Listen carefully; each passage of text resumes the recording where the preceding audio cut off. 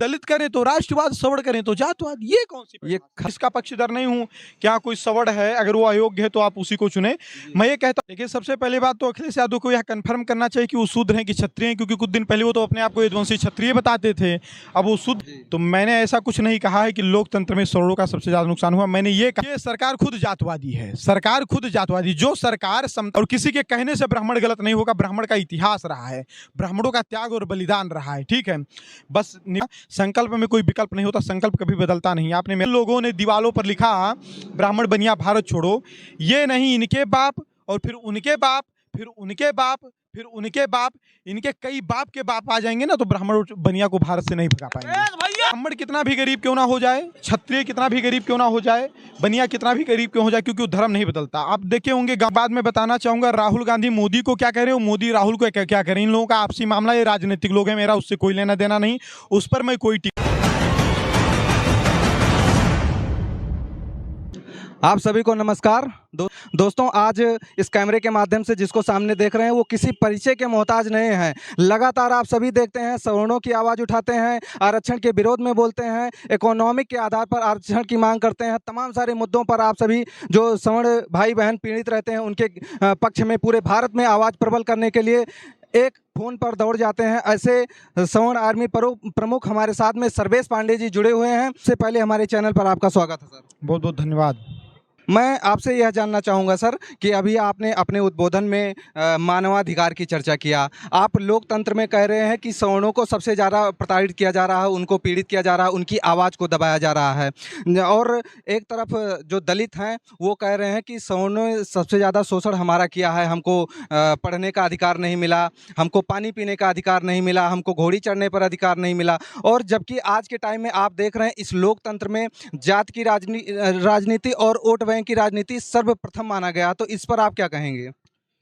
सबसे पहले जो आपने कहा कि हमने कहा कि लोकतंत्र में सवर्णों का सबसे ज्यादा नुकसान हुआ है, तो मैंने ऐसा कुछ नहीं कहा है कि लोकतंत्र में सवर्णों का सबसे ज्यादा नुकसान हुआ। मैंने ये कहा है शोषण हो रहा, मैंने ये कहा है कि लोकतंत्र को जाति तंत्र बना करके रख दिया है लोगों ने, लोकतंत्र को जो है जाति तंत्र बना करके रख दिया है।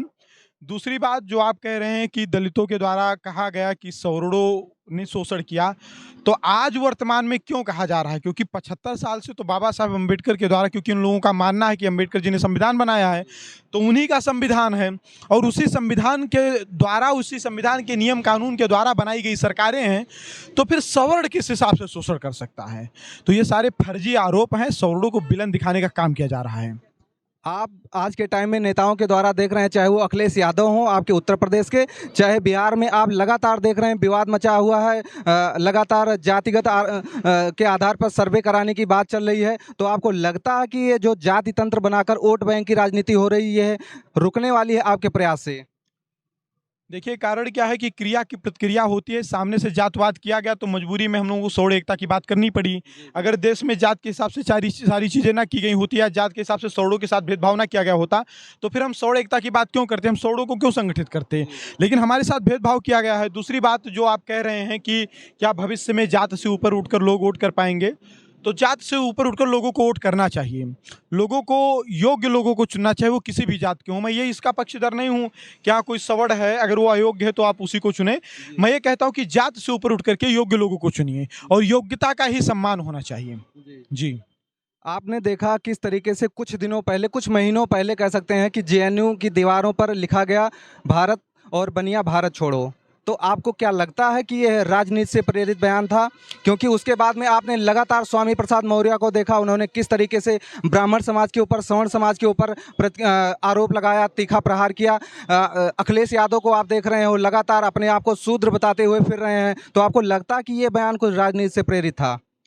देखिए, सबसे पहले बात तो अखिलेश यादव को यह कंफर्म करना चाहिए कि वो शूद्र हैं कि क्षत्रिय हैं, क्योंकि कुछ दिन पहले वो तो अपने आप को यदुवंशी क्षत्रिय बताते थे, अब वो शूद्र बताने लगे हैं। तो पहले वो यह एक चीज़ वह क्लियर कर लें कि वो हैं क्या। दूसरी बात जो आप कह रहे हैं कि जो जेएनयू के दीवालों पर लिखा गया कि ब्राह्मण भारत बनिया छोड़ो, ब्राह्मण बनिया भारत छोड़ो, तो इस पर आपकी क्या राय है? क्या ऐसा कुछ हो सकता है? तो मैं आपको बता दूं कि जिन लोगों ने दीवालों पर लिखा ब्राह्मण बनिया भारत छोड़ो, ये नहीं इनके बाप और फिर उनके बाप, फिर उनके बाप, फिर उनके बाप, इनके कई बाप के बाप आ जाएंगे ना, तो ब्राह्मण और बनिया को भारत से नहीं भगा पाएंगे। आप लगातार यह भी देख रहे हैं इस देश में कि आज के टाइम में ओबीसी नेता बनने की होड़ मची है सभी पार्टियों के अंदर। स्वामी प्रसाद मौर्य ने बयान दिया, अखिलेश यादव ने बयान दिया। अब बीजेपी इसको लपकने के लिए कि कहीं ओबीसी हमारे हाथ से निकल ना जाए। अभी आपने देखा राहुल गांधी को मानहानि के केस में फैसला सुनाया गया और लगातार उनके ऊपर आरोप लगाया जा रहा है बीजेपी नेताओं के द्वारा कि इन्होंने मोदी सरनेम को लेकर जो बयान दिया था ओबीसी समाज का अपमान किया है। और आप लगातार सवर्णों को समझा रहे हैं, तो आपको कहीं लगता कि आप आपस में बटे हुए हैं? जगन्नाथ जी, एक बात मैं बताना चाहूंगा, राहुल गांधी मोदी को क्या कह रहे हो, मोदी राहुल को क्या कह रहे हैं, इन लोगों का आपसी मामला, ये राजनीतिक लोग हैं, मेरा उससे कोई लेना देना नहीं, उस पर मैं कोई टीका टिप्पणी नहीं करूंगा। दूसरी बात, जो आप कह रहे हैं कि ओबीसी नेता लोग बनना चाहते हैं, तो नेता बने, नेता बनना कोई गलत बात नहीं है, लेकिन इन लोगों का जो ओबीसी नेता बनने का तरीका है, इन लोगों का जो दलित नेता बनने का तरीका, ये तरीका गलत है। इनको दलित के हित में काम करके दलित नेता बनना चाहिए, इनको ओबीसी के हित में काम करके ओबीसी नेता बनना चाहिए। लेकिन ये लोग क्या है, अपर कास्ट को गाली दे करके बनना चाहते हैं, ये तरीका इनका गलत है। लोग अपना तरीका सुधारें। ये जिस जात में पैदा हूं, मैं अपने जिस जात में पैदा हूं, मुझे अपने जाति पर गर्व है, क्योंकि कहा गया है जिस देश जात में जन्म लिया बलिदान उसी पर हो जावे। मुझे अपने जाति पर गर्व है, इनको भी अपने जाति पर गर्व होना चाहिए, लेकिन ये अपने जाति के हित के लिए काम करें, ना कि दूसरी जाति को गाली देने का काम करें। आज के टाइम में आप देख रहे हैं ब्राह्मणों का सबसे ज़्यादा अपमान किया जा रहा है, हर जातियां ब्राह्मणों के खिलाफ में खड़ी हुई हैं। तो आपको कहीं लगता है कि आप समझाने में सफल होंगे या आप खुद आपस में बटे हुए हैं? क्योंकि आपके लगातार बयानों को, भाषणों को देखा जा रहा है, आप उसमें यह कहते हुए दिख रहे हैं कि आप अपने आप में आपस में मत लड़िए, आप सभी भाई पटीदार जो हैं एक बन के रहिए। लड़का अगर पढ़ रहा है, पैसा नहीं तो आप मदद कीजिए, लड़की की शादी में मदद कीजिए। तो कहीं ना कहीं आपको लग रहा है कि ये आपसी बिखराव है। देखिए, जो आप ये कह रहे हैं कि जो ब्राह्मणों के खिलाफ पूरे देश में जहर उगला जा रहा है, लोग ब्राह्मणों के खिलाफ नफरत फैला रहे हैं, क्या आप इसे रोक पाएंगे? तो मैं इस पर आपको एक बात बताना चाहता हूं कि देखिए, सत्य को प्रमाण की आवश्यकता नहीं है, सत्य को जो है प्रमाण की आवश्यकता नहीं है। और ब्राह्मण जो है एकदम सत्य है, साफ है, सुथरा है, तो उसको प्रमाणित करने की आवश्यकता नहीं कि ये सही है कि गलत है। और किसी के कहने से ब्राह्मण गलत नहीं होगा, ब्राह्मण का इतिहास रहा है, ब्राह्मणों का त्याग और बलिदान रहा है, ठीक है। बस निवेदन है कि वो लोग अपने हिसाब से, अपने समाज के हित में और अच्छे से अपने छवि, अपने चरित्र को बचा करके काम करते रहें। और किसी के बदनाम करने से ब्राह्मण बदनाम नहीं होगा, क्योंकि ब्राह्मण इतना हल्का और इतना कमजोर नहीं कि चार लोग आवाज उठा देंगे बस ब्राह्मण बदनाम हो जाएगा। आप लगातार SC ST एक्ट आप देख रहे हैं, ब्राह्मणों को गाली दिया जाता है, उनका अपमान किया जाता है। और वहीं दूसरी तरफ SC ST एक्ट बना हुआ जो कि तमाम सारे मौक़ों पर देखा गया है कि उसका दुरुपयोग हुआ है। किस तरीके से एक बड़े आंकड़े को अगर NCRB का डाटा उठाया जाता है तो वो उसका मिसयूज पता चलता है। आप भी उसका शिकार हो चुके हैं, तो आपकी क्या इस पर मांग है, आप क्या चाहते हैं? मेरी राय आज से नहीं, जब से हमने इस मिशन को शुरू किया है तब से है कि SC ST एक्ट जैसे कानून को ख़त्म कर देना चाहिए। तो और इसका कुछ आपके पास एडिशनल कुछ है कि आप क्या मांग कर रहे हैं? सरकार से क्या मांग करेंगे आप? मांग यही कर रहे हैं ना कि जैसे हटा दिया जाए, अगर उनके ऊपर कोई ऐसा, जैसे कुछ मामले सही भी होते हैं। सुनो मेरी बात को, जैसे भारत में एक कानून है कि जैसे आपने हमें गाली दी तो हमने आपके खिलाफ FIR करवाई, प्राथमिकी दर्ज करवाई, तो एक कानून के हिसाब से मेरे ऊपर मुकदमा लिखा जाएगा। मैं आपको दूंगा तो इसी हिसाब से मेरे ऊपर भी मुकदमा लिखा जाएगा। तो ऐसा तो है नहीं कि इस पर कोई कानून नहीं बना है। सौरों को भी अगर कोई मारता है तो भाई वो मुकदमा दर्ज करवाते हैं, उस पर भी मुकदमा लिखा जाता है। तो कानून तो पहले से ही है, लेकिन किसी विशेष जाति के लिए विशेष कानून क्यों? किसी विशेष जाति के लिए विशेष कानून क्यों? सबके लिए एक समान कानून होना चाहिए। सन 2024 का चुनाव आने वाला है, सर्वेश पांडे इस पर क्या कहेंगे? क्योंकि आप लगातार देख रहे हैं जातिवाद की राजनीति हो रही है, ध्रुवीकरण किया जा रहा है, तुष्टीकरण की राजनीति हो रही है। तो एक सवर्ण आर्मी प्रमुख के रूप में सर्वेश पांडे इस पर क्या कहना चाहेंगे? मैं 2024 के चुनाव में कुछ नहीं कहना चाहता हूं। कारण क्या है, ना मैं कोई ज्योतिषी हूं, ना कोई बहुत बड़ा राजनीतिक व्यक्ति हूं। 2024 के चुनाव से बस इतना समाज से कहना चाहता हूं कि समाज सिर्फ उसके साथ खड़ा हो जो समाज के साथ खड़ा। आपने बयान दिया है कि अगर समाज के लिए मुझे राजनीति करना पड़ेगा तो मैं राजनीति भी करूंगा, तो क्या चुनाव लड़ने की तैयारी चल रही है? अभी कोई तैयारी नहीं चल रही है, अभी तो आंदोलन की तैयारी चल रही है। आंदोलन से जब बात नहीं मानी जाएगी तब चुनाव भी लड़ा जाएगा। किसका आंदोलन करेंगे और कहां पर करेंगे, इसका कुछ डेडलाइन? अभी तो सौरों को जोड़ने और जगाने का काम किया जा रहा है। बहुत लोग कह रहे हैं कि आप सर्वेश जी लड़ाई कैसे लड़ रहे हो, अभी तो कुछ निष्कर्ष नहीं आया। तो मैं आपके चैनल के माध्यम से उनको बताना चाहता हूं कि अभी मैं लड़ाई नहीं लड़ रहा हूं, अभी लड़ाई लड़ने की तैयारी कर रहा हूं। और जिस दिन मेरी तैयारी पूरी हो जाएगी, जिस प्रकार से एक सेनापति सेना का निर्माण करता है, ट्रेनिंग देता है, वही स्थिति आज मेरी है। मैं भी सिर्फ एक मिशन को खड़ा कर रहा हूं, लोगों को जगा रहा हूं, लोगों को जोड़ रहा हूं, लड़ाई की तैयारी कर रहा हूं। जिस दिन लड़ाई लड़ूंगा उस दिन लड़ाई जीतूंगा। सर एससी सर आप देख रहे हैं लगातार SC ST का दुरुपयोग हो रहा है, आरक्षण के खिलाफ में लगातार आप आवाज़ उठा रहे हैं। आपने देखा किस तरीके से बड़े स्तर पर अन्ना आंदोलन हुए हैं, आप किसान आंदोलन देख रहे हैं, महिलाओं का वर्तमान में पहलवानों का आंदोलन चल रहा है। तो आप क्या बड़े आंदोलन की तैयारी में है एक आरक्षण के मुद्दे को लेकर? आपके इसी चैनल के माध्यम से बता रहा हूं कि अगर बजरंगबली की कृपा रही तो अन्ना आंदोलन और किसान आंदोलन से बड़ा आंदोलन करोड़ों का आंदोलन होगा इस देश में। हम चुनाव नहीं लड़ेंगे क्योंकि कई बार आपका बयान बीजेपी से मिलता जुलता है। आपके कई विरोधी हैं जो बीजेपी के साथ में होने का आरोप लगाते हैं। कई बार आप भगवा गमछा जैसे अभी भी इंटरव्यू में आप रखे हुए हैं, तो आरोप लगता तो आप किसी की बपौती है। मेरी बात ध्यान से सुनो, हमने धर्म को बचाया है भाई। हमने वेद, आपको बता दूं कि जब मुगलों का आक्रमण होता था तो हमारे वेद शास्त्र जला दिए जाते थे। हमारे पूर्वज रटाते थे अपने बच्चों को, और रटा रटा करके हमारे धर्म को जिंदा रखे। एक बात बताओ, बीजेपी पार्टी की अगर आप बात करें, भगवत बात करते तो मैं एक बात बताना चाहता हूँ, बीजेपी पार्टी कितने दिन की पार्टी है? 20 साल, 30 साल, 40 साल, 50 साल, इससे ज़्यादा तो बड़ी पुरानी पार्टी नहीं है। लेकिन भगवा कितना पुराना है आपको पता है? भगवा बहुत पुराना है और भगवा बहुत पहले से रहा है। इसके लिए पता नहीं कितने लोग मरे हैं, पता नहीं कितने लोगों ने अपने जान की कुर्बानी दी है। तो आप यह नहीं कह सकते कि जो कोई अंग वस्त्र विशेष धारण कर ले तो किसी जातीय पार्टी का हो सकता है।